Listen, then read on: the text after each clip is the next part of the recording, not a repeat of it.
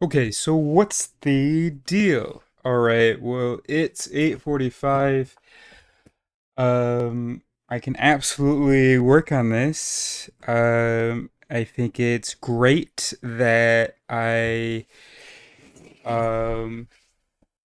that I think I know what I'm doing. What I'm doing is pretty straightforward. I'm gonna do a dialogue between Craig, who's up to date on neuropsychology, and Jerk, who isn't, who's the opposite, who believes all the nonsense brains tend to believe about themselves. Maybe there are two things are that can explain why I'm not just jumping into it and knocking it out.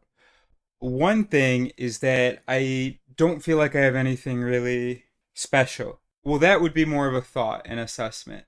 So what I should be saying, like, that's fine to say it that way, that I don't feel like I have anything special, but it makes it sound too much like an assessment. And what we're talking about is a feeling. I haven't really done an assessment to figure out whether or not I have something special. I don't even really know what I mean by special. So I guess the feeling is that it isn't worthwhile. And it matters that I'm saying special. By the way, the word that I use for when you are trying to kind of hear your own thoughts, own is weird. When you're trying to hear your thoughts, when you're trying to be clear about to yourself what yourself is thinking, I say trace. Okay, so I'm trying to trace. Is that true? No, I actually say hear, I guess. Trace is more for, I guess typically I use trace for like the past. Why did I do that? I wonder whether I can trace it. And yeah, trace really just means, but it can absolutely be used for the present. It means just like trying to feel out, suss out, articulate, delineate what your what the mental event that interests you is exactly. And you'll never know, but I think there's some value in seeing what feels right. And you have to be careful that it's not just about, you know, what matches your narrative. So best to do it on your own when and you better feel safe and comfortable where or you better just give that some thought, can I trace a feeling of security right now? Okay, then I'm in a better position to objectively trace what's happening unconsciously. Okay. What was I trying to trace?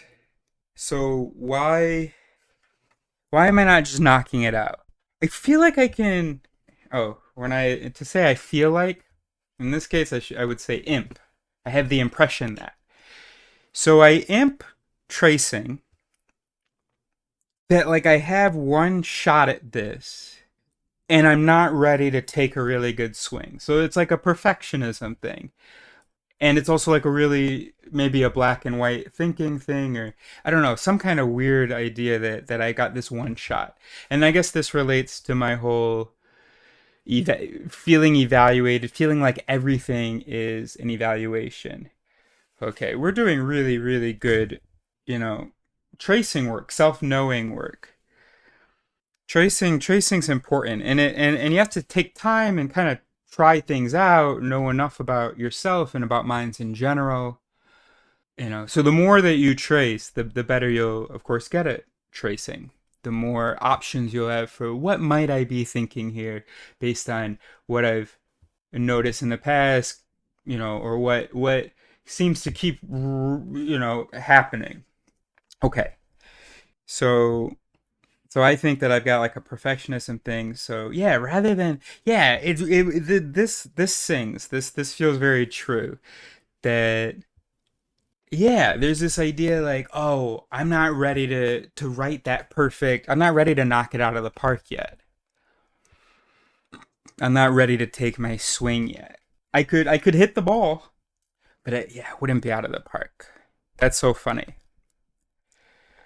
When I then think, okay, although I don't need to hit it out of the park, could that look like, or how could I prepare myself to hit it out of the park?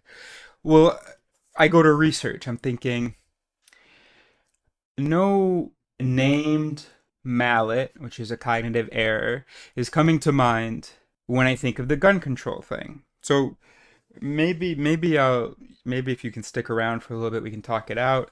But let me finish this update, and then we can jump into the script together. So Eris has his Warsaw illusions, right? By the way, he's thinking more and more that he needs to include morality, and emotion, and because there's a really nice thing about how our whole concepts or our whole morality policies. Can I tell you a story really quickly? Because our whole sense of morality is really just, it's this lazy fucking thing, and of course all of our first thoughts are lazy, but are kind of basic, not very involved. But what makes it aggravatingly lazy is when we don't then get more involved.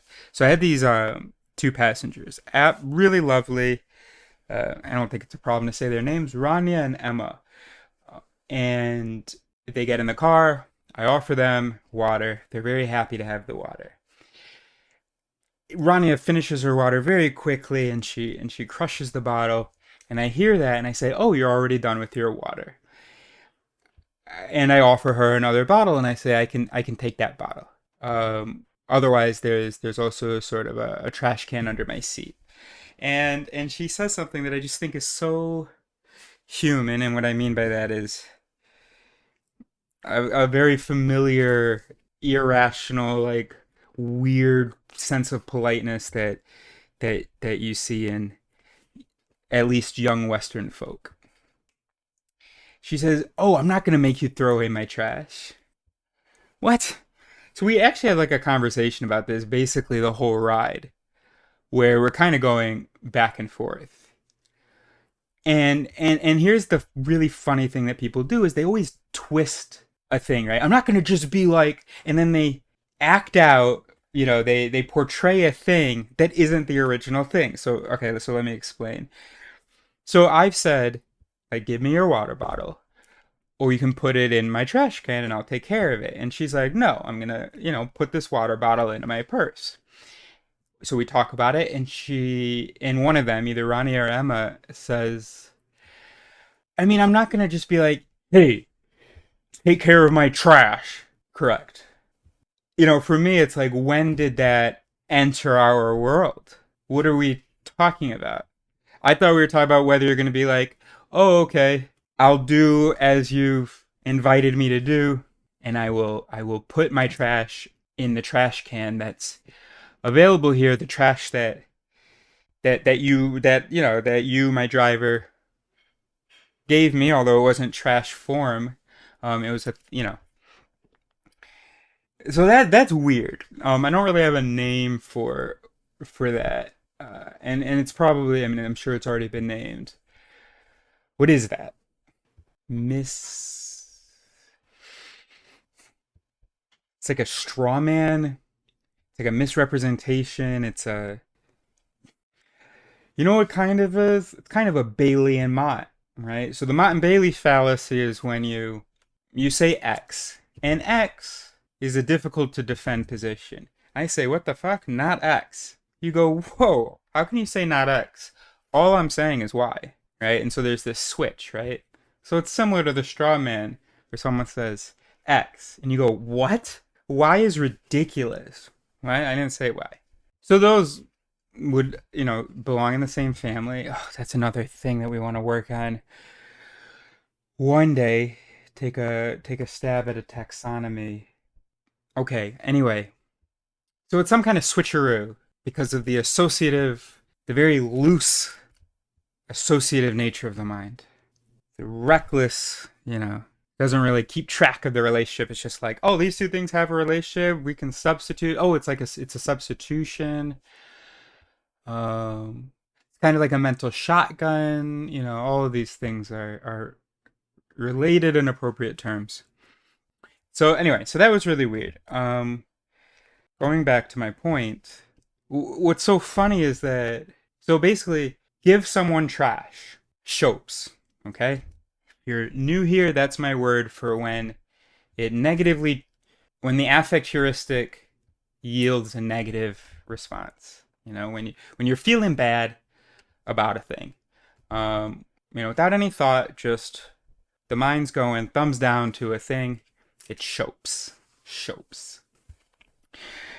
And it's just so funny because obviously, like if you're in a restaurant, right? Let's say you go to a McDonald's and they give you stuff and then they have trash cans. There's no way Ronnie is going, oh no, I'm going to put I don't know what, the cup into my purse. Let's say it's not reusable. The cup in my purse. I'm not going to make the, McDonald's employee. I mean, one thing that must play a role is that it's faceless. So it just feels like I'm putting trash in the trash. Whereas here it feels like I'm putting trash and I can picture this person taking out this trash. And so anyway, that's the point, is that these things that are, for all intents and purposes, identical. One version shopes and another doesn't, right? That's a classic thing with the mind, right? Trolley dilemma, how you present mortality rates, framing, it's framing, Um, so whatever you put, whatever you draw the attention to of a fact, even if the whole fact is known, whatever is highlighted is going to be what system one processes, right? System one works with the most salient things, and that's what's so frustrating about our morality, is that system two doesn't get involved. Even though we're like having like a 10-minute, I think, conversation about this, and they just keep going, yeah, but it's just, it's just not right to, like, I'm not gonna just, of course they couldn't string together a reason, and yet they stayed committed because it shoped, even though they weren't tracing what shoped. Why is it? I tried to trace for them, and I said that there was some feeling that they were making me a lower class because I was doing stuff with trash. And them being white girls, liberal white girls, me being their colored Uber driver, were like having a good time, and that probably made them more conscientious of like this, idea of a status difference. And it's really important for them to, hey, we're equals. So then the idea that I would take care of their trash is like, oh no, that's not showing us, that we're equals. So I bet the effect would have been less if I were like white and had like a crew cut haircut. Anyway, we've gotten pretty far. I am stalling, bro. My bad. But we're having so much fun, aren't we? Doesn't matter why I started talking about that. I think I communicated whatever I wanted to communicate. So we're just gonna write this 1 to 2 page script where Craig and Jerk are talking about gun control. Jerk says something like, if a person wants to kill another person, they're gonna do it. And yeah, so I want you to stick around while we work on this. But we're not there yet. We're tracing not what my obstacles are, but yeah, what my reluctance is to just dive into it. So one is this goofy idea that, I only get one swing, and that I don't feel like I'm going to knock it out of the park. For fun, let's do a little Nouncy Bouncy. Instead of Nouncy Pouncy, I'm calling it a Nouncy Bouncy.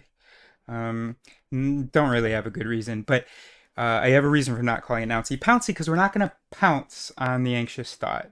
We're going to give it space. I'm going to let it take over, use this body and voice to sound its alarms. And I'm not going to jump on it to challenge it. The rest of us aren't going to jump on it to challenge it. Okay. All right, so let's just do it. Okay. I'm gonna make it a little too mocky. I don't want it to be mocky. I want it to be exaggerated, but it's gonna be a little mocky. And we're gonna figure out how to do this. So, oh God, I don't feel like I am gonna get it Right. I don't, if I feel like I'm going to write the script and I am scared that when I finish the script, it's not going to be impressive to me. It's not going to trigger awe in me. And then I will have made a non awesome thing and I will be stuck with the that non awesome grade. I will deserve a non awesome grade, and I will, not the draft that I write, me as a writer, as a neurophilosopher, will be stuck with this scarlet F. All right, I hear you, buddy. I hear you, buddy. That's hard, man. Okay. Now, the other thing that I can trace is that when I imagine doing the research, I'm feeling something, but I'm not. I haven't gotten past that yet. I mean, I haven't traced any more clearly than that. So what is it? I'm picturing myself like sitting there, maybe talking to ChatGPT, maybe Googling, maybe thinking, and I'm coming up empty, and that's painful because every moment that I don't have the answer. All right, so let's jump into announcy bouncy. Why is it bounce? It's like I don't know. I can't trace this, but I do think I kind of I endorse it. I mean, I feel like there's feels right. It sings to call it announcy bouncy because we're just like letting the anxiety bounce around. It wants to be heard and we're letting it free rather than trying to suppress it. Um, and yeah, on the other hand, it's kind of this imagery of it coming back, and the whole idea of like accepting it is that it doesn't feel like it is that if we accept the anxious thought, it won't feel like it has to come back. But I'm gonna stick with Nouncy Bouncy for now. Let me know if you have a better idea. Okay, so let's Nounce Bounce this second thing and just kind of see what comes out. I do feel performative, so it doesn't really feel like the anxious thought right now is just like taking over. It feels like I'm tracing it and then performing what I see. But that's okay. You know, it'd be a fun thing to just like practice and loosen up and just let it out without judging it, without checking it. So I'm excited about the future of the Nouncy Bouncy. Okay, let's now bounce this bitch. So, sorry, I might think about it, try to come up with something, and then I don't have anything, and immediately then I have to accept, I have to see, I have to know that I am a failure and I am not able to do this and and my father is right. I think that yeah, that's definitely a big part of it. My dad kind of doesn't really think there's anything underlying my work that I'm just like kind of saying shit. And and I'm terrified that he's right. That if I try to justify it, to explore it, to develop it, I'm gonna find that it's all empty and it was just bullshit that sung. That's the opposite of shoped, to sing. It's bullshit that sings, but is of no real substance. Okay, that's hard, man. That's hard, man. That's hard, man. Well, while you were worried about that, I'm going to breathe. So, and we're gonna be okay. I'm gonna kind of breathe the air out of your balloon, and into. I'm not trying to challenge you, buddy, but just like some excitement about discovering it, about unpacking these ideas, and about giving them substance and you know and finding opportunities to correct or to finding areas where I need to not I need to where I can explore more, where I can sit with questions, which is I know scary to you, but kind of fun to me. And this sounds like I'm challenging you. Maybe I kind of am. I'm trying to just speak for myself, but anyway, I accept that's hard, man. That's hard. That does sound scary. I feel you. I mean, we're all in the same. Oh, feel the same sympathetic nervous system in here. So, I feel you, man.